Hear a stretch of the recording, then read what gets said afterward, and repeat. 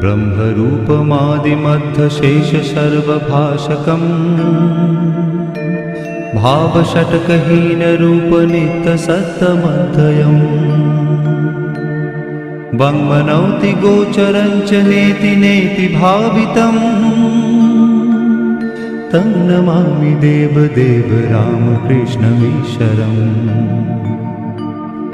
आदितेयविहरं शूरारिदैत्यनाशकम् साधुशिष्टकामदं महिषुभारहारकम् सद्मरूपतत्त्वकं युगे युगे च दर्शितम्